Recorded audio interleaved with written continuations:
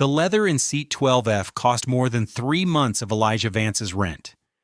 He knew because he'd calculated it while buckling his 6-year-old son, Caleb, into the business class seat.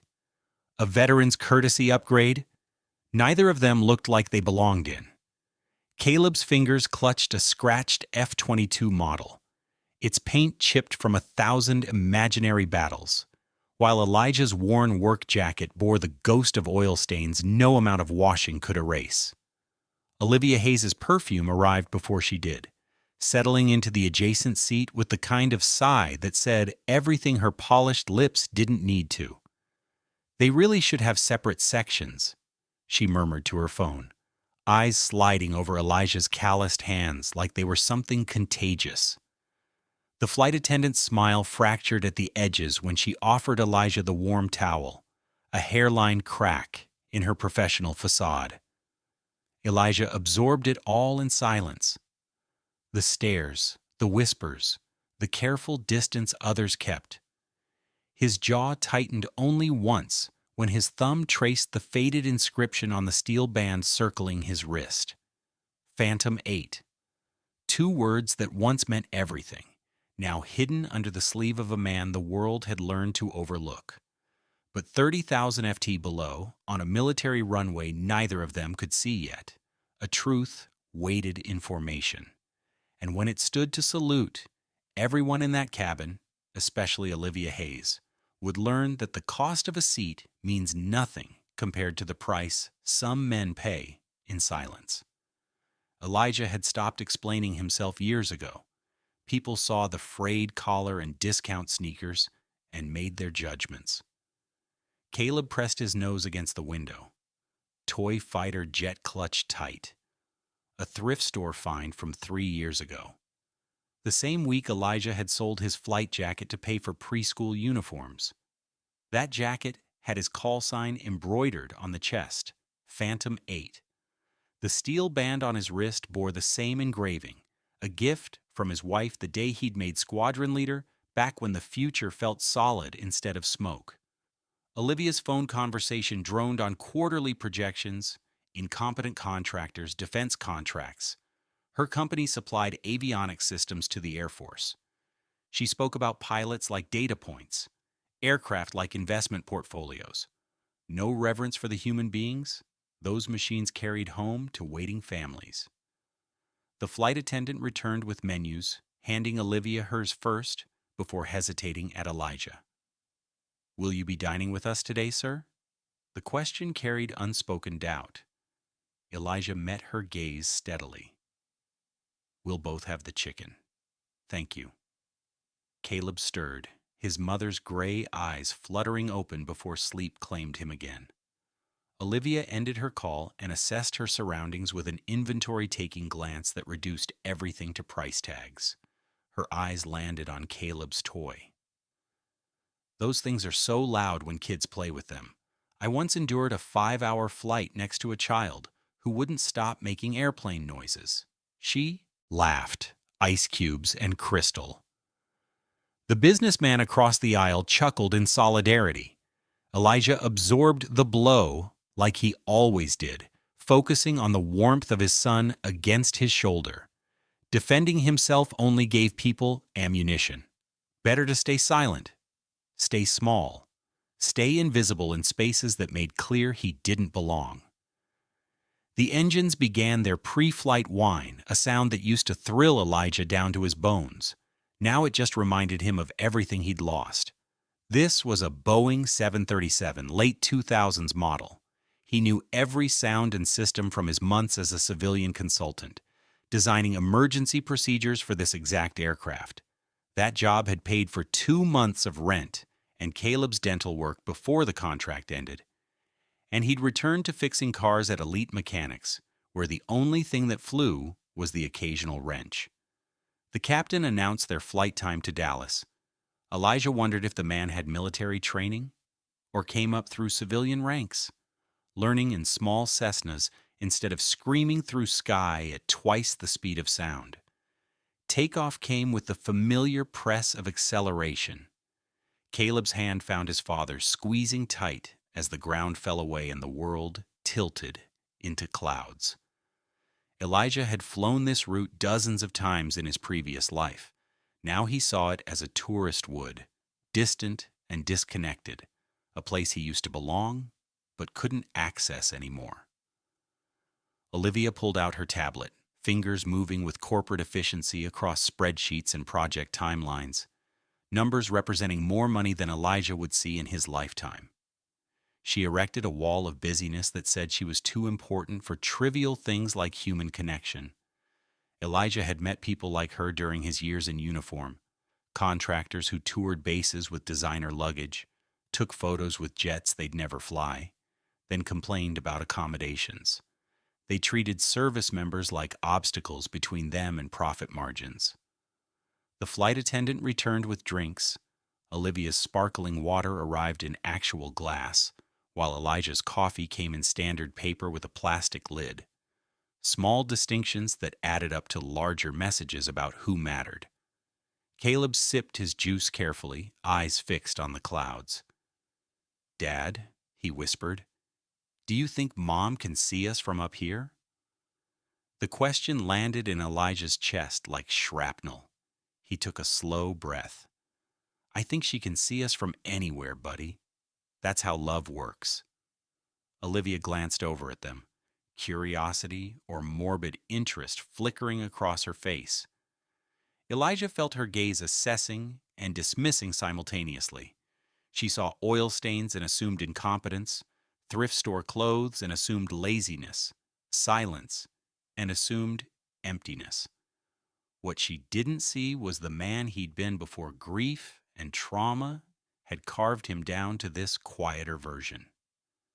The countless hours in simulators, the split-second decisions that had saved lives, the expertise that still lived in his hands even when the world refused to recognize it. The flight settled into cruising altitude. Caleb returned to his toy, moving it through careful loops above his tray table. Sound effects barely audible now after Olivia's displeasure. Elijah watched his son play and felt the familiar ache of inadequacy. He should give this boy more, better clothes and newer toys, a home without water-stained ceilings. But all he had was love and presence and stubborn refusal to let shame make him smaller. Olivia's tablet chimed with an incoming call. "Yes, I'm reviewing the contract now. The specifications are completely unacceptable. I don't care what their reputation is. If they can't meet our quality standards, they don't get the contract. We're talking about military equipment, not toys." She emphasized the last word with particular disdain, and Caleb shrank beside his father, understanding he and his beloved jet had been reduced to metaphors for inadequacy. Elijah's jaw clenched. But what would defending his son accomplish? Olivia would offer empty apologies. And Caleb would learn his father's words carried no weight here, so Elijah pulled his son closer.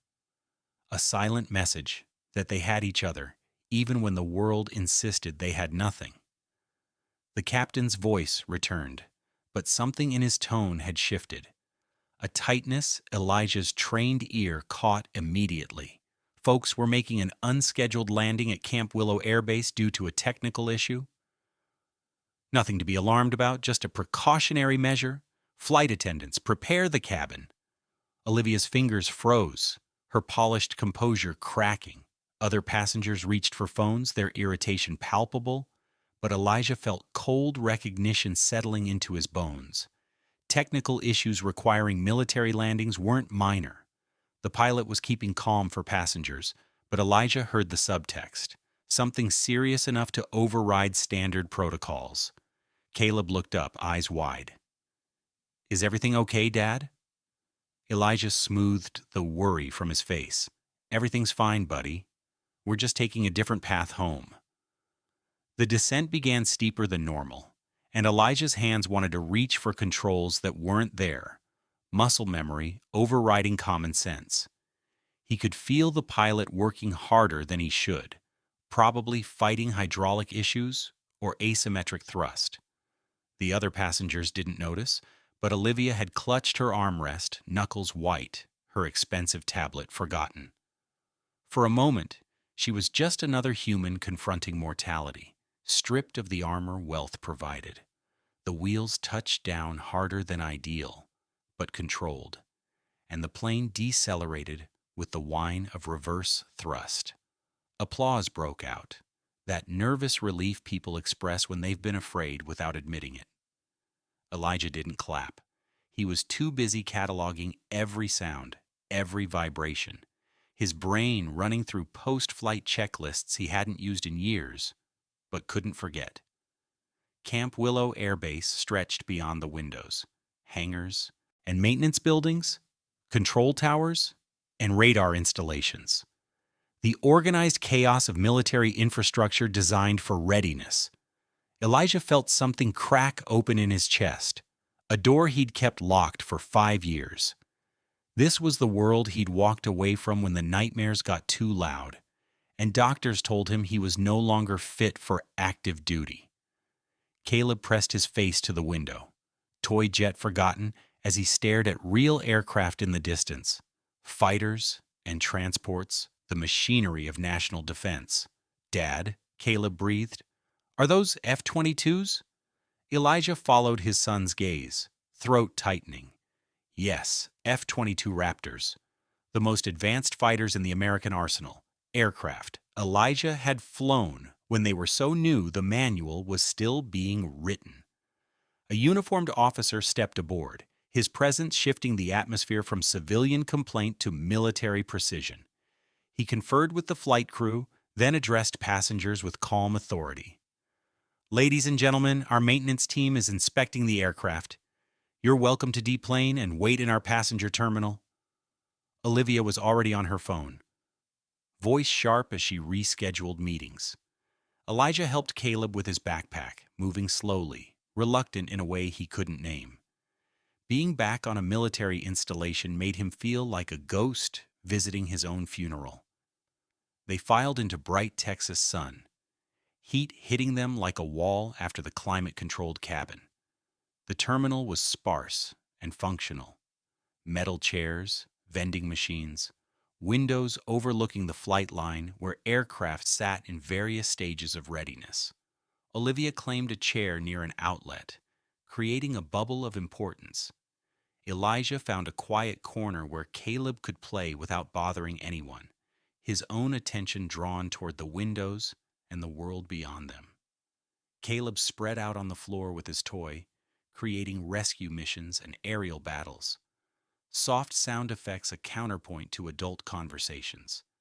Elijah sat beside him back against the wall, letting himself sink into his son's imagination, where heroes always won and nobody judged you by your clothes. A few passengers glanced their way.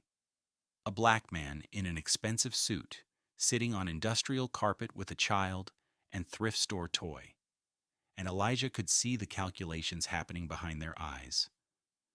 Olivia looked over once, her expression suggesting she'd smelled something unpleasant, then returned to her phone. An hour passed, then 90 minutes. Olivia's phone calls increased in volume. She'd positioned herself as unofficial spokesperson for passenger grievances, demanding updates from personnel with no authority to provide them, and threatening legal action. Elijah watched this performance with the detachment of someone who'd seen actual emergencies.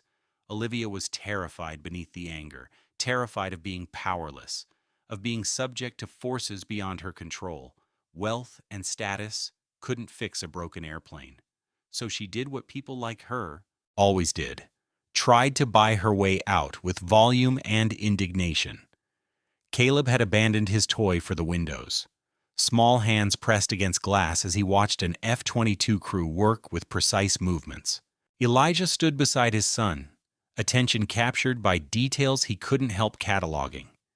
The stabilizer angles, the weapons bay check, the intake port inspection.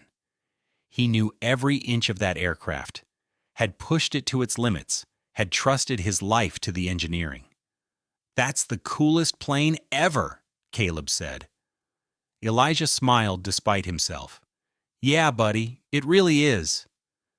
Behind them, Olivia's latest conversation had attracted attention. "I don't care about protocol," she was saying. "I have a meeting with Pentagon procurement I cannot miss. Surely someone has the authority to arrange alternative transport." She'd cornered a lieutenant with the full force of her corporate entitlement. The young officer maintained professional composure. "Ma'am, I understand your frustration, but we need to follow proper safety procedures." Olivia's face flushed. "Do you know who I am? My company supplies half the avionics systems your precious Air Force uses. I could make one phone call." And she stopped mid-sentence as something over the lieutenant's shoulder caught her attention. 3 pilots had entered the terminal in flight suits, heading toward vending machines with casual squadron camaraderie. Elijah felt himself involuntarily straightened. He knew these men, not individually, but collectively. The culture they came from, the training that shaped them, the unspoken codes. One of them, a major with gray threading his dark hair, glanced around the terminal with assessing eyes, trained to evaluate threats and opportunities in seconds. His gaze passed over Olivia, over other passengers, then stopped dead on Elijah. Something flickered in his expression. Then his eyes dropped to Elijah's wrist, to the steel band that had shifted during the wait, exposing just enough of the engraving to be visible. The major's entire demeanor changed. He said something quick to his companions, then walked directly toward Elijah with purpose. Elijah felt his heart rate spike, that old fight or flight response kicking in. Caleb sensed the shift and moved closer. Protective instinct. The major stopped at a respectful distance, eyes moving from the steel band to Elijah's face and back. "Excuse me, sir? I don't mean to intrude," but he gestured toward Elijah's wrist. "Is that call sign yours? Or are you wearing someone else's memorial band?" The question hung respectful but direct, giving Elijah the option to deflect. Around them, the terminal had gone quiet. Olivia had stopped mid-complaint. Elijah's throat felt like sandpaper. He hadn't said his call sign aloud in years, hadn't claimed that identity since discharge papers. But something about this moment, standing on a military base with his son beside him, and that F-22 visible through the window, made lying feel like betrayal. His voice came out rough, scarred by disuse. "It's mine, Phantom 8. The major's expression shifted through several emotions, landing on something like awe, mixed with respect. He straightened to attention, hands snapping. Up in a crisp salute. "Sir, it's an honor." His 2 companions moved closer, casual demeanor evaporating. One of them, a captain, who looked barely old enough to shave, stared at Elijah like he'd just seen a legend step out of a history book. The other, a lieutenant colonel with combat ribbons, had gone very still, eyes sharp with recognition. Elijah stood slowly, body remembering protocol, even as his mind scrambled to catch up. Returning a salute out of uniform felt wrong, but not returning it felt worse. He brought his hand up in the gesture that had once been natural as breathing. The terminal had transformed into something else, no longer civilian space, but military, governed by different rules. Olivia was staring, phone forgotten. Earlier complaints rendered meaningless by a ritual she didn't understand but could feel the weight of. The major lowered his salute but didn't break eye contact. "Sir, I flew my qualification mission with Captain Reyes. She spoke about you all the time, said you were the best squadron leader she'd ever served under." The name hit Elijah like a physical blow.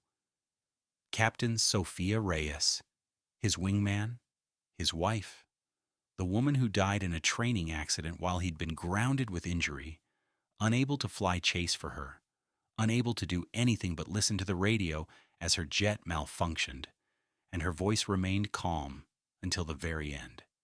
Caleb had gone quiet beside his father, processing that something important was happening.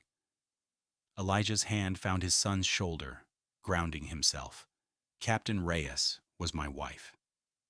The major's expression crumpled with understanding, pieces falling into place. The civilian clothes, the child. The reason Phantom 8 was sitting on a terminal floor instead of leading a squadron. I'm sorry, sir. I didn't know. Elijah shook his head. You couldn't have known. It's been a long time. The lieutenant colonel stepped forward, voice gentle. Sir, what brings you to Camp Willow? Elijah gestured toward the terminal. Our flight had mechanical issues. We're waiting to continue to Dallas. The pilots exchanged glances.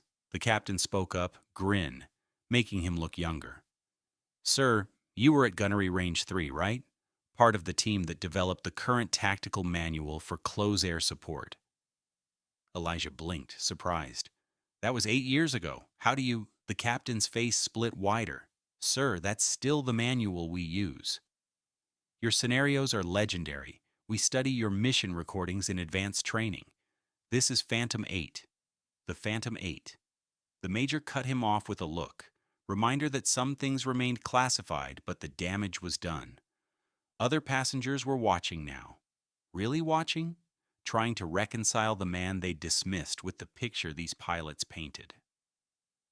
Olivia had gone pale, earlier, disdain, transforming into something that might have been shame or dawning realization that she'd spent 2 hours insulting someone whose boots she wasn't qualified to shine. The lieutenant colonel glanced toward the AO windows. Sir, would you and your son like to see the flight line? We have about an hour before our next brief. Some of the squadron would appreciate meeting you. It was phrased as a question, but Elijah heard the deeper offer. Temporary return to the world he'd left. Chance to show Caleb the man his father used to be. Elijah looked down at his son, who was staring up with wonder and confusion. Want to see a real fighter jet up close? Caleb's response was immediate and enthusiastic. The pilot smiled. Genuine warmth. Military personnel reserved for their own and for children. 2 groups they were sworn to protect. They emerged onto the tarmac. Texas heat wrapping around them. Smell of jet fuel and hot concrete so familiar it made Elijah's chest ache. Caleb bounced on his toes, exhaustion forgotten. The F-22 was more impressive up close. Angular lines designed to defeat radar. Its shape, a threat to enemies and promise to allies. The ground crew paused their tasks, curious. The captain jogged ahead to the crew chief, explaining something that made the older sergeant's eyebrows rise. She turned to look at Elijah, studied him, then nodded and waved them forward. Caleb approached the aircraft with reverence, small hand reaching but not quite touching. The crew chief, a woman in her 40s with sergeant stripes and a name tape reading Morales, crouched to Caleb's level. You like jets, kid? Caleb nodded speechless. Morales smiled. This one's the best. Want to know a secret? This jet tail number 775 was flown by one of the best pilots the Air Force ever had. Guy named Phantom 8. Caleb's eyes went wide. He looked at his father, then back at Morales. That's my dad. That's his name. Morales' expression shifted to something deeper.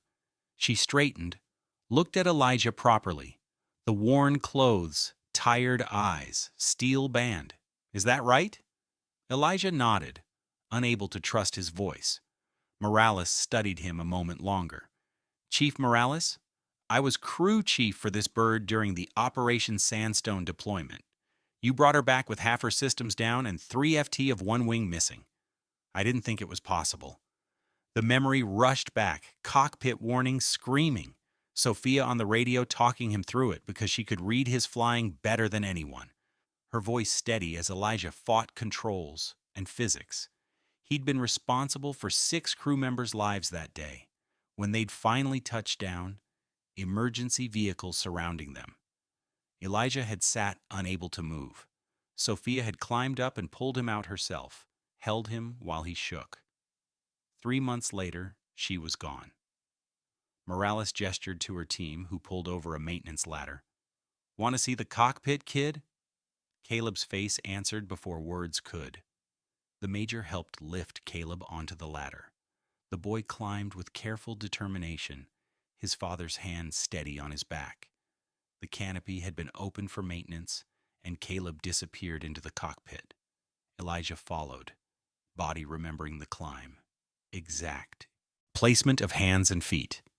Caleb was touching everything: the stick, throttle, display screens. "Dad," he whispered, "you flew this." "Really?" Elijah settled on the cockpit edge close enough for safety, far enough to let him explore. "Yeah, buddy, I really flew it." Olivia had followed onto the tarmac, keeping distance, but unable to look away. She'd abandoned her phone in anger, both rendered irrelevant. Elijah saw her standing there, arms crossed, expensive clothes marking her as foreign to this environment in ways his poverty never could. Money meant nothing here. What mattered was competence and courage and willingness to sacrifice everything for the person next to you. Currencies she didn't trade in values her world had taught her to dismiss. She'd built an empire on defense contracts while viewing defenders with contempt, never understanding the machines she sold were only as good as the people who flew them. Now she was watching one of those people show his son a legacy she'd never comprehend. The look on her face suggested she was beginning to understand how badly she'd miscalculated worth. The lieutenant colonel stepped forward. "Sir, the squadron would be honored if you'd join us in the ready room. There are people who'd like to meet you." It was another door opening into a past Elijah had tried to seal, but Caleb was looking at him with such pride that Elijah found himself nodding. They climbed down, Caleb's hand tight in his father's. Morales caught Elijah's arm. "Sir, I don't know what brought you here today, but I'm glad it did. These kids need to see what they're trying to become. Someone who lived it and survived it and carried the scars." She paused. "Someone who chose to keep going when everything said to quit." The walk to the ready room felt like traveling backward through time. Elijah could navigate this base blind, feet finding paths his mind had forgotten. Caleb chattered beside him, questions about jets and flying and what it was like to go so fast. Elijah answered, voice finding strength. The ready room doors opened and heads turned. "Attention," someone called, and the room snapped into focus. The lieutenant colonel held up a hand. "At ease. This is Elijah Vance, call sign Phantom 8. Some of you have studied his missions. All of you have benefited from his tactical innovations." The room went quiet. Elijah felt 15 pairs of eyes assessing, measuring, trying to reconcile a legendary call sign with the man in stained work clothes holding a child's hand. A young lieutenant raised his hand tentatively. "Sir, is it true you completed the Gunnery Range 3 exercise with a 50-0 kill ratio?" Elijah blinked, 51-0. "But that was a long time ago." The captain shook his head. "Sir, that's still the manual we use.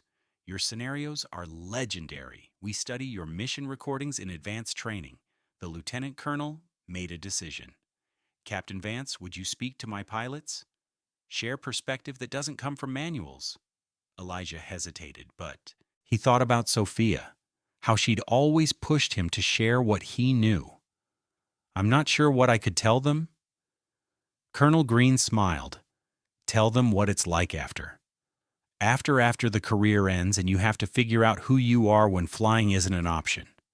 They need to see there is an after, and it's worth fighting for." Caleb settled into a chair with his toy jet. Elijah stood at the front, feeling exposed. In the air, he'd had training and procedures. Here, he just had his truth. "I never wanted to stop flying," Elijah began. "I left because my brain stopped cooperating. Because nightmares got so bad, I couldn't trust myself in the cockpit.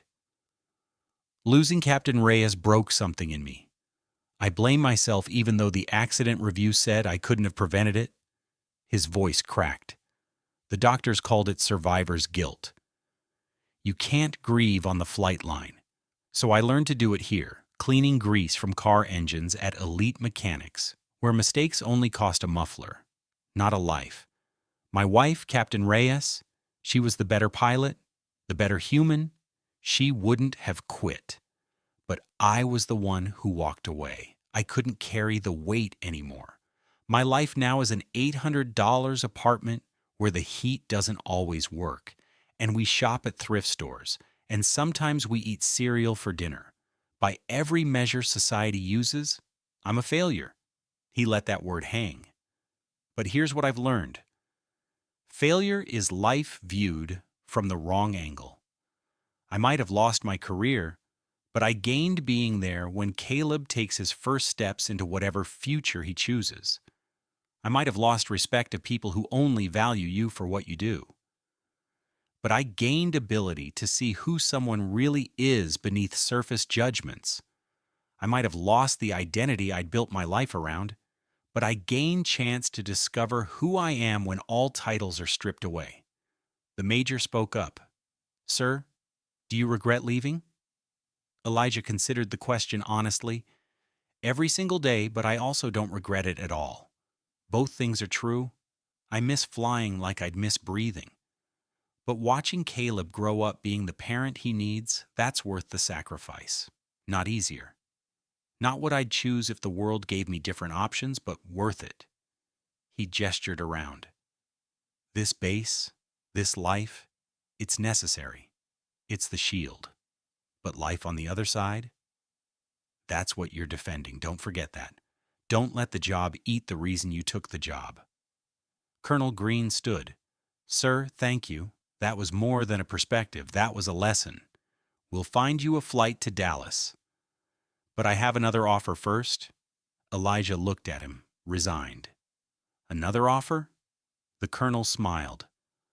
We're hiring a civilian tactical consultant. You'd review mission plans, analyze after-action reports, train young pilots on advanced procedures. Just consulting, no flight status. You could work from home. The pay is 3 times what you're making now. Elijah stared at the offer. An impossible doorway opening, a way to reclaim part of his old life, use his knowledge still had value. He thought about Caleb, about providing better than broken heat and cereal dinners. He thought about Sophia, about what she'd say. She'd tell him to take it, to stop punishing himself with poverty, because he'd survived when she hadn't. Yes, sir, I'm interested. The logistics took another hour. Paperwork, background checks, scheduling. Other pilots cycled through introducing themselves, sharing stories about how Elijah's innovations had filtered through training. By the time they returned to the terminal, Elijah felt emotionally exhausted, but somehow lighter. Olivia was still there, waiting, her expression unreadable. She approached slowly, like someone approaching danger they'd underestimated. Mr. Vance? Her voice had lost earlier disdain, replaced by something that might have been contrition. Elijah waited, not making it easy. Caleb pressed against his side, protective. Olivia continued, words clearly difficult. I owe you an apology. I judged you based on superficial things, your clothes, your circumstances. I was wrong, clearly, profoundly wrong. It was a corporate apology, rehearsed and careful, designed to mitigate liability. Elijah had heard enough to recognize the pattern. I'm sorry, Miss Hayes, but your apology doesn't fix the broken heat in my apartment or buy my son new shoes. It doesn't magically make the world forget that you decided who I was, based on a glance. She flinched. Elijah continued. I don't need your pity, and I don't need your cash. I need you to recognize that when you look down on someone, you're actually showing the world your own limitations, that you only see the surface, the price of a seat, the color of a collar. It was harsh, but Olivia had hurt his child. Her discomfort was a fraction of what Caleb experienced every day. Olivia met his eyes, and for the first time, he saw something real. Actual shame, actual recognition of harm. You're right about all of it. I've built my identity around being superior. Used wealth as the measuring stick because it's quantifiable and favorable to me. I've probably done to hundreds what I did to you today. And I never thought about it because they couldn't fight back. She paused. I'd like to say, this transformed me, but that would be another superficial response. Real change takes time, but I can start by doing better with the next interaction until treating people with dignity becomes automatic. It was the most honest thing she'd said all day. Elijah found himself nodding. That's all any of us can do. Start where we are and try to be better tomorrow. The airline representative appeared, announcing their aircraft was cleared. Passengers stirred, ready to return to normal lives, where this interlude would become a story they told at dinner parties. Elijah walked to the gate with Caleb, holding his son's hand, feeling the solid weight of a new chapter starting. The colonel's offer was real. The respect was real. The chance to give Caleb a better life was real. Olivia watched them go, standing alone in the terminal, her expensive suit suddenly looking heavy, like an armor that failed to protect her. She reached into her purse, pulled out a notepad and pen, and began to write. Not a business plan, but a letter. Elijah, if you ever read this, my intent wasn't to apologize only for what I said. It was for what I couldn't see. Thank you for making me look closer. She tore off the page, folded it small, put it in her pocket. On the flight, Caleb was quiet, nestled against his father. Dad, he asked, what's courage? Elijah looked at his son's face, small, serious. Like how you take care of me, even when it's hard. Elijah felt his throat tighten. Yeah, buddy, exactly like that. His son leaned against him. Toy jet clutched between them like a promise. I think you're still brave, Dad. Even without the plane. It was the simplest statement delivered with child certainty, and it undid something in Elijah that had been tightly wound for 6 years. He wrapped his arm around his son and let himself feel proud, not of past, but of who he was managing to be in the present. The flight to Dallas was uneventful. Elijah dozed. Dreams for once not haunted by falling aircraft and Sophia's last transmission. Instead, he dreamed about the ready room, about pilots standing at attention, about Caleb in the F-22 cockpit with his whole future spread before him. When they landed, Olivia was first to stand, but before leaving, she paused at Elijah's seat, pulled out a business card. My company, we're always looking for consultants with real operational experience. The work is civilian but meaningful.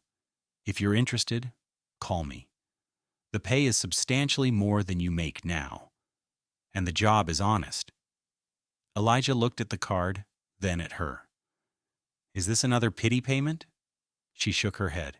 No, it's a job offer from someone who knows you're overqualified for what you do. Think about it. She was gone before he could reply. Back on the ground, the world was still full of traffic and noise and bills. Elijah drove his old car home, taking the slow routes. He stopped for a cheap dinner for Caleb. He had his son. He had his new job offer from the Air Force. He had Olivia's card. The new job meant a future for Caleb, a real future. He pulled into his parking spot. The beige apartment complex was exactly the same, but Elijah wasn't. Upstairs, he put Caleb to bed. He went to the kitchen and looked at the 2 cards. Air Force consultant, Hayes acquisitions consultant. 2 offers, 2 paths, both born from the same chance encounter, the same truth he'd shown Olivia and the pilots. He picked up his phone and called the colonel, confirming his acceptance. It was the honest path, the one that used his military training to directly serve the pilots he knew and respected. He looked at Olivia's card, a woman who had tried to buy him off, then tried to apologize, then offered him a real opportunity. She was complicated. He sent her a quick, formal text. Thank you for the offer, but I've accepted a position with the Air Force as a civilian consultant. Best of luck with your foundation. Then he looked through his old contacts. He hadn't talked to most of them since the accident. He sent a dozen simple messages. Hey, this is Elijah Vance, Phantom 8. Back in the game. No pressure to respond, but I wanted you to know I'm here if you want to. Reconnect. He sent them without overthinking.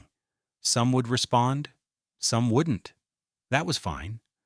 The point wasn't guaranteeing outcomes, but opening doors he'd nailed shut in grief.